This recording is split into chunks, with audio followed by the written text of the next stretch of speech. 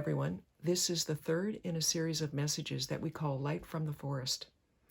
These messages are intended to keep us connected and to encourage each other to stay in the way of Jesus Christ during our COVID-19 crisis.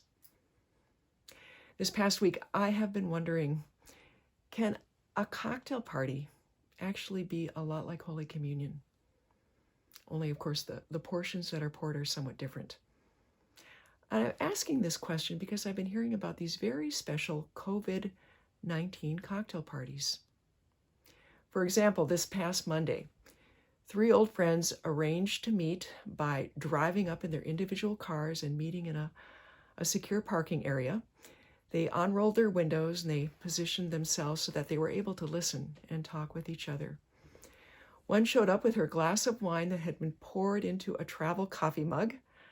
Another showed up with her Cosmopolitan that had been poured into a glass jar with a tight lid.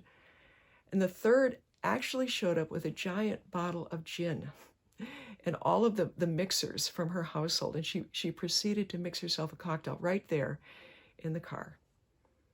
These 3 old friends sat there and chatted and shared news of their family and joked and laughed and, of course, had a few sips.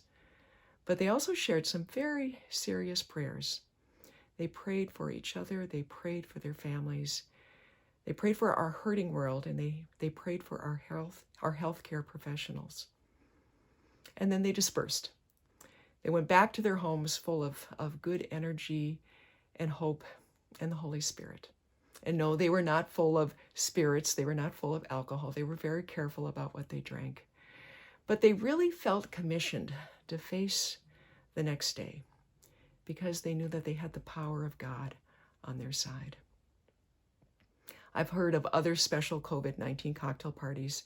There's a neighborhood street in Minneapolis where at the end of the day, one of the neighbors pulls her outdoor fire pit into the cul-de-sac. And as she lights the fire, her neighbors emerge from their homes with their bottle of beer or their glass of wine, and they share the news of the day. Other people are meeting through Zoom or Skype or even sharing these big group text messages at the end of the day. You know, these are not your typical adult cocktail party. One of my children was sharing her bewilderment at what a typical adult cocktail party is like now that she's had to go to a few. And she says that she just can't understand them.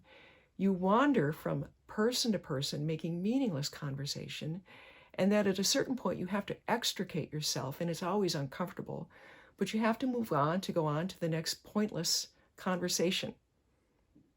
Well, these COVID-19 cocktail parties are not at all like that. They are deeply intentional gatherings of the human spirit and the Holy Spirit, and especially a sense that together they are facing a common enemy, a common foe, an adversary that is larger than themselves, and they need a larger power at this time to rely upon. They need a transcendent power. They need the power of God.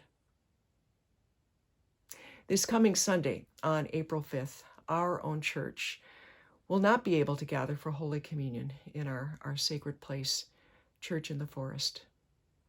But wherever you are, you can celebrate Holy Communion. You can celebrate it with your spouse, with family, with friends, with the neighbors, through remote means or even gathering together but keeping good social distance. Wherever you are, we need to celebrate Holy Communion. So stay close to each other and stay close to God. This has been A Light from the Forest. See you next week.